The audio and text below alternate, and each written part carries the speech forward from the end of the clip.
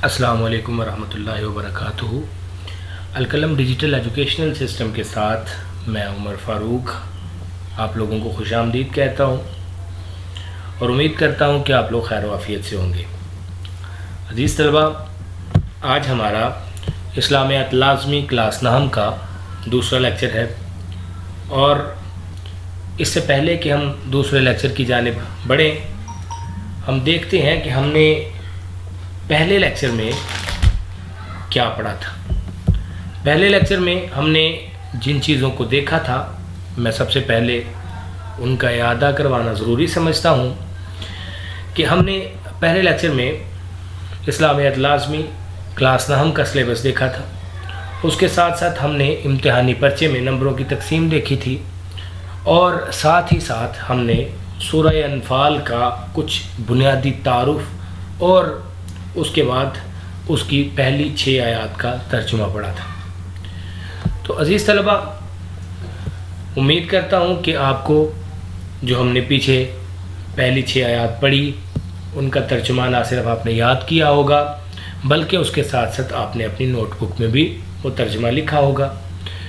अब हम इंशाअल्लाह अपनी आयत नंबर 7 से शुरू करेंगे। उम्मीद करूँगा कि आप लोग मुश्किल अल्फाज के मानी जो है वो अपनी अपनी नोटबुक पे लिखते जाएंगे। तो अपनी अपनी किताबें अपने सामने खोलकर इस तर्जुमे को देखें और अगर किसी जगह पर कोई मसला हो तो आप बाद में वो मसला शेयर कर सकते हैं, डिस्कस कर सकते हैं, ताकि हम उस आयत का तर्जुमा या मफ़हूम या जिस चीज़ की भी आपको ज़रूरत होगी हम उसको इंशाअल्लाह डिस्कस करेंगे। वइज़ याइदुकुम, और जब याइदुकुम वादा किया तुमसे, अल्लाह ने एहदत ताइफ़तैनी, उन 2 गिरोहों में से एक गिरोह का। जब वादा किया तुमसे अल्लाह ने उन 2 गिरोहों में से एक गिरोह का। अब ये 2 गिरोह कौन से हैं? आप अपनी दरसी किताब के नीचे देखेंगे, यहाँ पर अबू सुफियान और अबू जहल लिखा है। बेटा ये एक शॉर्ट क्वेश्चन आता है पेपर में कि 2 गिरोहों से क्या मुराद है।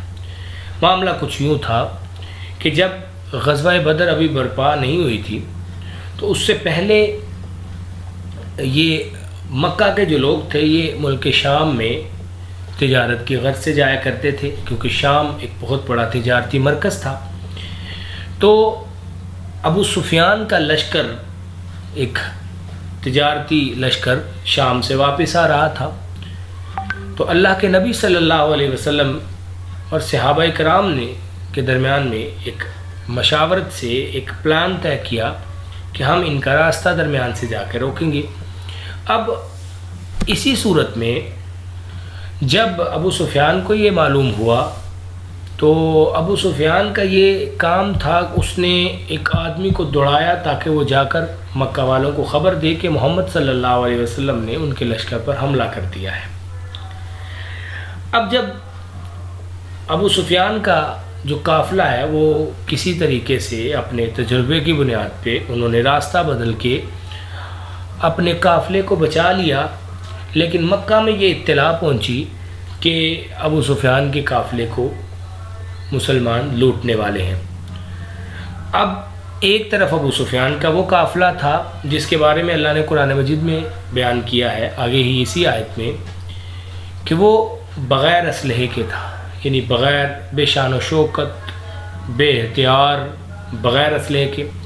और उसके मुकाबले में एक और लश्कर जो मक्का वालों ने तरतीब दिया और जिसका कमांडर अबू जहल था, उन्होंने ये तय किया कि अब हम इसी वजह से मोहम्मद सल्लल्लाहु अलैहि वसल्लम के साथियों पर और उन पर हमला करके उनको नाउज़ुबिल्लाह ख़त्म करेंगे।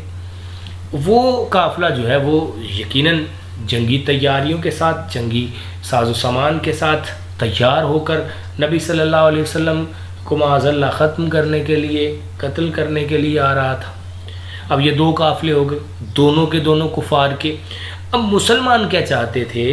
अल्लाह ने जिसकी तरफ इशारा किया कि तुम, जब अल्लाह ने तुमसे वादा किया कि उन दोनों काफ़िलों में से एक, यानी उन दोनों गिरोहों में से एक जो है वो तो तुम्हारे मातहत हो जाएगा, उनमें से एक गिरोह को तुम फतह कर लोगे। अन्नहा लकुम, बेशक वो होगा तुम्हारे लिए, व तवद्दूना। अब ये दो गिरोह समझ आ गई है। नंबर एक गिरोह कौन सा है? अबू सुफियान का। और अबू सुफियान का जो गिरोह है वो बग़ैर असलहे की है, वो एक तिजारती गर्ज से जाने वाला काफ़िला है। उसके साथ एक अबू जहल का गिरोह है, और वो अबू जहल का गिरोह जो है वो भरपूर जंगी तैयारी के साथ है। अब ये दोनों गिरोह अल्लाह ने वादा किया था कि दोनों में से एक तुम्हारे पास, यानी तुम्हारे यहाँ उनकी शिकस्त लिख दी गई है, उनको तुम शिकस्त दे दोगे, तुम उन पर कब्ज़ा हासिल कर लोगे, गालिब आ जाओगे।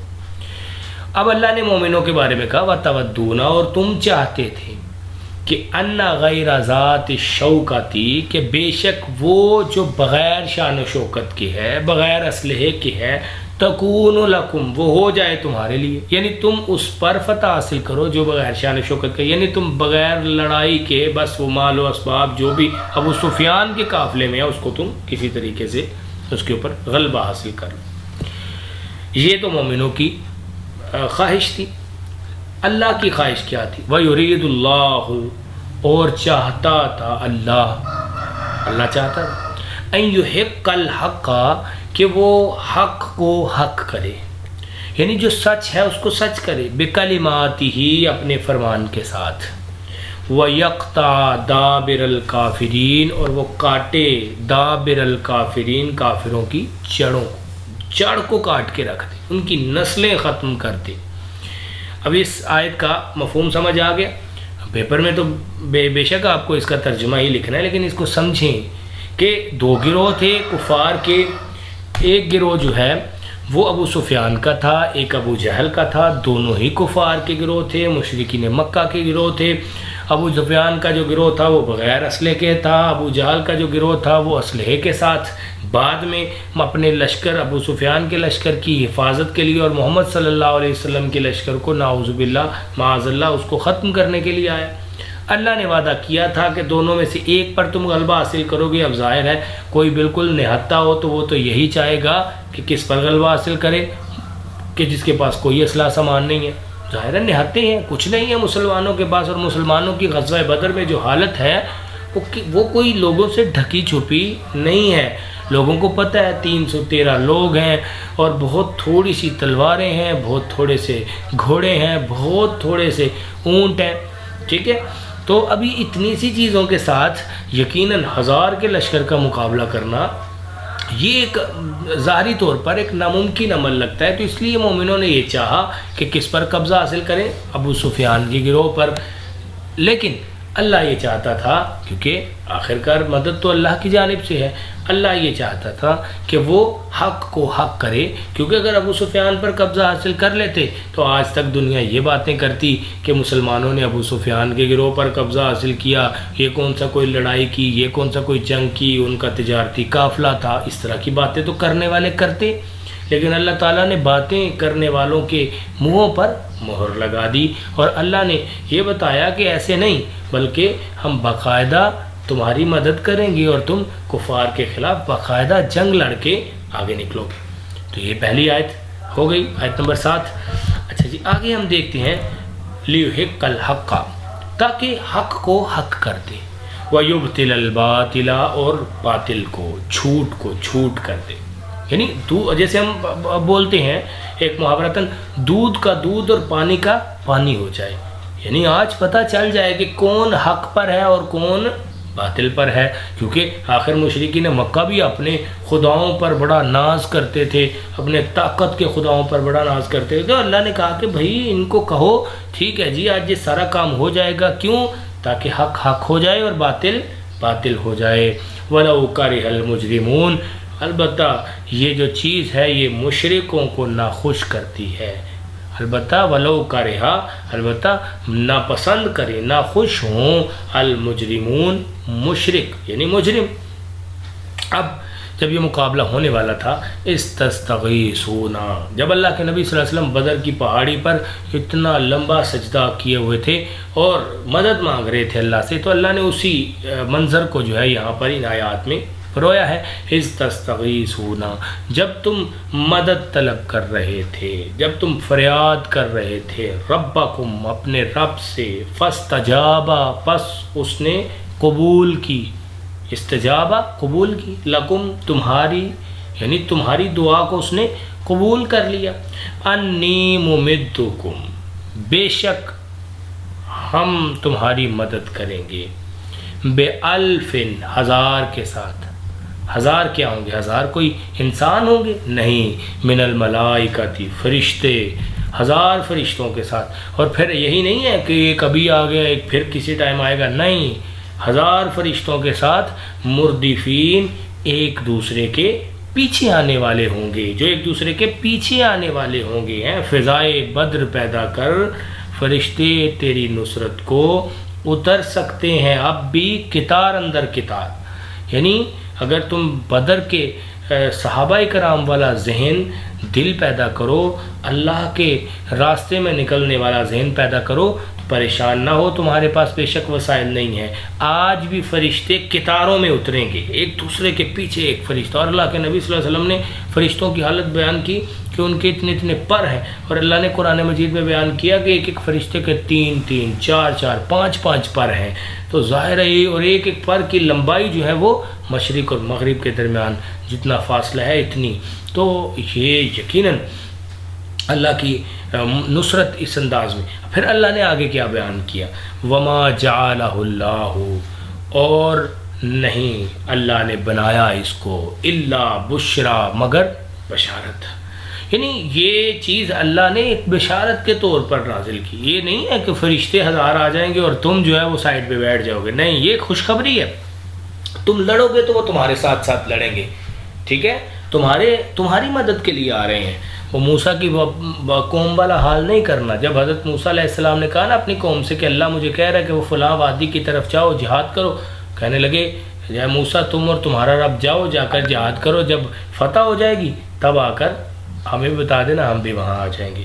تو ایسا نہیں ہے، وما جعلہ اللہ، اور نہیں بنایا اس کو اللہ نے، الا بشرا، مگر بشارت، ولتطمئن، تاکہ مطمئن کرے، اطمینان حاصل کریں، بھی، اس کے ساتھ، قلوبکم، تمہارے دل۔ اب یہ تو خوشخبری ہے، جیسے کسی کو پتہ چلے کہ بھائی تم ٹینشن نہ لو، تم جاؤ جا کر یہ کام کرو، میں تمہارے ساتھ ہوں، اور اگر آپ کو جو بندہ یہ خوشخبری دے رہا ہے کہ میں تمہارے ساتھ ہوں، تسلی دے رہا ہے، اگر آپ کو اس کے اوپر پورا یقین ہوگا تو یقین جانے بیٹا آپ کو کوئی پریشانی ہوگی ہی نہیں، ٹھیک ہے۔ مثال کے طور پہ آپ کو کوئی بندہ آپ کے گھر میں سے آپ کے ابو بڑے کوئی کہتے ہیں کسی کام کے لیے کہ جائیں بیٹا یہ کام کریں، ہم آپ کے ساتھ بالکل پیچھے کھڑے ہونے والے ہیں، تو آپ کو تو تسلی رہے گی بالکل۔ اور یہ تو اللہ رب العالمین ہے، جب وہ محمد صلی اللہ علیہ وسلم اپنے رسول اور مزید جو ان کے صحابہ کرام ہیں ان کو جب تسلی دیں گے تو پھر بتائیں ان کے دلوں کو اطمینان حاصل ہوگا یا نہیں ہوگا؟ یقیناً ہوگا۔ اور پھر اللہ نے آگے بتایا کہ پریشان اس لیے کیونکہ ومن نصر، اور مدد، الا من عند اللہ، اللہ ہی کی طرف سے ہے، مدد تو اللہ کی طرف سے ہے، مدد کوئی اور نہیں کر سکتا، تو اس لیے خوش ہو جاؤ کیونکہ تم نے اللہ سے مدد مانگی ہے اور اللہ کی مدد آ گئی ہے۔ جو وہ پیچھے پر بیان کیا نا کہ استغیثون، جب تم مدد طلب کر رہے تھے تو کہا کہ مدد تو اللہ کی ہاں سے ہی ملتی ہے، تو اس لیے ہمیں اس آیت سے یہ سمجھ آتا ہے کہ ہمیں بھی اللہ رب العالمین سے مشکل وقت میں اللہ سے مدد طلب کرنی چاہیے۔ ومن نصر، اور مدد تو الا من عند اللہ، اللہ ہی کی طرف سے ہے، ان اللہ، بے شک اللہ تعالیٰ، عزیز، غالب ہے، حکیم، حکمت والا ہے۔ اچھا، یہاں پر غالب اور حکمت والا اللہ چاہتا تو آپ کا کیا خیال ہے؟ ایک ہی فرشتہ بھیجتا، سارے قریش ختم، سارے جو مشرکین مکہ ہیں وہ ختم ہو جاتے، لیکن اللہ نے ایسا نہیں کیا۔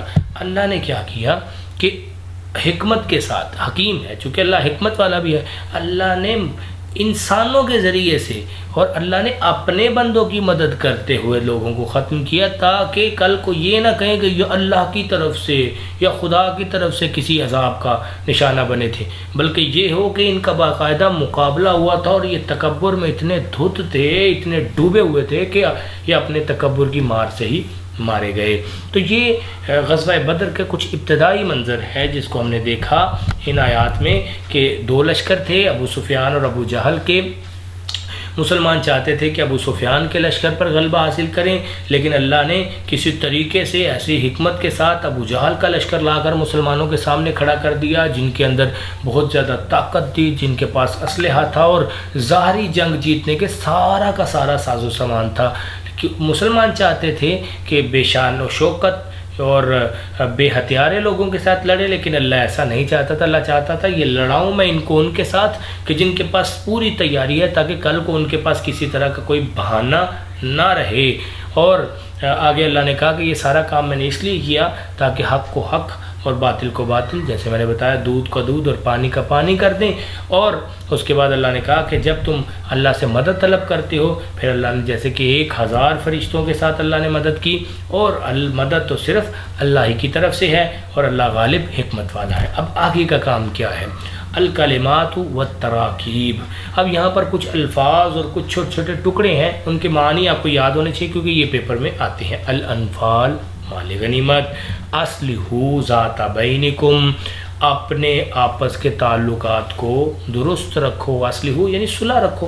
واجلت، ڈر جاتے ہیں، کارہون، ناگواری محسوس کرنے والے، یساقون، وہ ہانکے جاتے ہیں، دھکیلے جاتے ہیں، اہدا، ایک، کس کے لیے آتا ہے یہ؟ مؤنث کے لیے، دابرہ، جڑ، تستغیثون، تم فریاد کرتے ہو، مردفین، لگاتار آنے والے، جیسے میں نے بتایا پیچھے آنے والے، قطار میں آنے والے، غیر ذات الشوکتی، بغیر کانٹے کے، یعنی بغیر اسلحے اور قوت کے۔ تو یہ کون سا لشکر تھا؟ ابو سفیان کا، جس کے پاس سامان نہیں تھا، لشکر نہیں تھا، بلکہ یہ تو ایک قافلہ تھا۔ اور ابو جہل کا لشکر کون سا تھا؟ جس کے پاس سارا کا سارا سامان تھا۔ اس کے بعد تمارین، یہ شارٹ کوسچن ہے۔ سوال الاول، اس سبق میں مومنوں کی کیا صفات بیان کی گئی ہیں؟ تو پیچھے ہم نے ذکر کیا کہ مومنوں کی صفات کیا ہیں جی ہم دوبارہ ان کو پڑھ لیتے ہیں۔ انما المؤمنون الذین اذا ذکروا، ٹھیک ہے، اذا ذکر اللہ وجلت قلوبہم واذا تلیت علیہم آیاتہ زادتہم ایمانا وعلی ربہم یتوکلون الذین یقیمون الصلاۃ ومما رزقناہم ينفقون۔ تو اللہ نے یہ مسلمانوں کی، مومنوں کی نشانیاں بیان کی۔ جب خدا کا ذکر کیا جاتا ہے ان کے دل ڈر جاتے ہیں، آیات پڑھی جاتی ہیں، ایمان بڑھ جاتے ہیں، اللہ اپنے پر بھروسہ رکھتے ہیں، اور وہ لوگ نماز قائم کرتے ہیں، اور اس کے ساتھ ساتھ اللہ کی راہ میں اب اس کا دیا ہوا رزق جو ہے اس کی زکوٰۃ اور صدقات بھی دیتے ہیں۔ دو گروہوں سے کیا مراد ہے؟ ابھی ہم نے بتایا، ابو سفیان اور ابو جہل کا لشکر۔ السوال الثالث، مندرجہ ذیل عبارت کا مفہوم بیان کریں۔ فاتقوا اللہ، پس ڈرو اللہ سے، واصلحوا ذات بینکم، اور صلح رکھو آپس میں، یعنی اللہ تعالیٰ سے ڈرنا چاہیے اور اپنے آپس کے معاملات کو درست رکھنا چاہیے، کیونکہ اگر مومن آپس میں اپنے معاملات کو درست نہیں رکھیں گے، آپس میں فسادات کریں گے، آپس میں لڑائی جھگڑا کریں گے، تو یہ کافروں کے مقابلے میں کمزور ہوتے جائیں گے۔ اور بے جز ہے اطیعوا اللہ و رسولہ ان کنتم مؤمنین، اور اللہ کی اطاعت کرو اور اس کے رسول کی اگر تم مومن ہو۔ تو یقیناً ایک مومن کے لیے اللہ اور اس کے رسول کی اطاعت کرنا اس لیے ضروری ہے کیونکہ اللہ کے نبی صلی اللہ علیہ وسلم نے فرمایا کہ اگر کوئی مومن ایسا کام کرتا ہے جس پر جو میری اطاعت سے باہر ہے، جس کام کو کرتے وہ میری اطاعت نہیں کرتا، تو اس کا وہ کام قبول نہیں۔ یقیناً اب مومن ہونے کے دعوے دار ہو جائیں، ہم نماز، روزہ، زکوٰۃ، ساری چیزیں اپنے ہی طریقوں کے ساتھ کام کرنا شروع ہو جائیں اور اللہ کے نبی صلی اللہ علیہ وسلم کی بات کو نہ مانیں، تو پھر ہم کہاں کے مومن؟ تو اس لیے اللہ کے نبی صلی اللہ علیہ وسلم کی اگر ہم بات کو مانیں گے تبھی ہم مومن کہلائے جائیں گے۔ اس کے بعد جیم جو ہے اذا تلیت علیہم آیاتہ زادتہم ایمانا، تو یہ مومنوں کی نشانی ہے کہ جب ان پر آیات کی تلاوت کی جاتی ہے تو ان کا ایمان بڑھ جاتا ہے۔ اب یقیناً ایمان کیسے بڑھتا ہے کہ جب آیات کی تلاوت کی جائے، تو صرف تلاوت نہیں، اس کا مطلب ہے کہ ان کو ترجمہ آتا ہے، ٹھیک ہے نا۔ میں نے پہلے لیکچر میں آپ کے سامنے ذکر کیا تھا کہ آپ کو قرآن مجید کا ترجمہ ایک طرف سے آپ اس کو پڑھنا شروع کریں، وہ آنا چاہیے، کیونکہ جب آپ کو ترجمہ آئے گا تب آپ کو اللہ کی نشانیوں کا پتہ چلے گا، اور جب اللہ کی نشانیوں کا پتہ چلے گا تب انسان کا ایمان بڑھتا ہے۔ ویسے تو قرآن مجید کوئی بھی پڑھتا رہے، اور کہیں سے بھی پڑھتا رہے، عربی کہیں بھی پڑھتے رہے، تو آپ کو کیا پتہ ہے، مجھے کیا پتہ چلے گا کہ اس عربی میں کیا کہا جا رہا ہے؟ جب مجھے پتہ چلے گا کہ اس میں اللہ تعالیٰ یہ کہہ رہے ہیں، مجھ سے یہ کہہ رہے ہیں، مجھے اللہ عذاب کا بتا رہے ہیں، مجھے اللہ جہنم کا، جنت کا بتا رہے ہیں، یا مجھے اللہ تعالیٰ میرے معاملات کو ٹھیک کیسے کرنا ہے ان کے بارے میں بیچ میں اللہ تعالیٰ جو ہے نا وہ حکمت انداز میں بتا رہے ہیں، تو تب میرا ایمان بڑھے گا کہ یار یہ چیزیں تو ساری اللہ تعالیٰ بھی بتا رہے ہیں، تو پھر جا کر ہمارا ایمان جو ہے وہ بڑھے گا۔ تو اس لیے مومنوں کی نشانی یہ ہے کہ ان کا ایمان کیوں بڑھتا ہے تلاوت پر؟ کیونکہ ان کو تلاوت کی سمجھ بوجھ ہوتی ہے، ان کو اللہ کے قرآن کا ترجمہ، اس کی تشریح، اس کا مفہوم پتہ ہوتا ہے۔ تو آپ بھی اپنے اپنے حوالے سے کوشش کریں کہ آپ کو بھی قرآن مجید کے ساتھ جس قدر منسلک آپ ہو سکتے ہیں، اس کے ساتھ تعلق رکھ سکتے ہیں، وہ رکھیں، اور قرآن مجید کا ترجمہ آپ باقاعدہ ایک طرف سے شروع کر دیں، آج سے ہی شروع کر دیں، تاکہ تھوڑا تھوڑا کر کے بھی 2 3 4 آیات کر کے بھی آپ ترجمہ پڑھتے جائیں گے، تو آپ کو پتہ چلے گا کہ اللہ تعالیٰ آپ سے، مجھ سے کیا مخاطب ہو رہا ہے، کس طرح سے مخاطب ہو رہا ہے۔ تو امید کرتا ہوں کہ آپ کو آج کا لیکچر سمجھ آیا ہوگا۔ آج ہم نے پہلا رکوع مکمل کیا، اور انشاءاللہ ہم اگلے لیکچر میں جب آئیں گے تو رکوع نمبر 2 شروع کریں گے، تو انشاءاللہ اسی طریقے سے ہم اپنے کام کو جاری ساری رکھیں گے۔ تو آپ لوگ اپنی نوٹ بک پہ ان سارے کے مشکل الفاظ کے معانی کو، اس کے ترجمے کو لکھ کے یاد کر کے لکھیں، تاکہ آپ کو امتحان میں کسی طرح کی دقت نہ ہو۔ امید کرتا ہوں کہ آپ کو لیکچر سمجھ میں آیا ہوگا۔ اگر کوئی پریشانی ہو تو بیٹا سوال کریں، انشاءاللہ اگلے لیکچر میں پہلے ہم سوالات کو دیکھیں گے، اور اس کے بعد جو ہے وہ پھر ہم اگلے لیکچر کی جانب بڑھیں گے۔ تو یہ ابھی تک جتنا بھی سمجھا سکے ہیں، اللہ تعالیٰ سے دعا ہے کہ اللہ تعالیٰ مجھے بھی اور آپ کو بھی ان چیزوں کے مطابق اللہ ہمیں عمل بھی کرنے کی توفیق دے، ساتھ ساتھ اپنے لیے اور ہمارے لیے اور القلم ڈیجیٹل ایجوکیشنل سسٹم کے ساتھ منسلک تمام اساتذہ کے لیے دعا کریں کہ اللہ تعالیٰ انہیں توفیق دے، وہ آپ کے لیے علمی ویڈیوز بنا کر آپ کی خدمت پہ پیش کریں۔ السلام علیکم ورحمۃ اللہ وبرکاتہ۔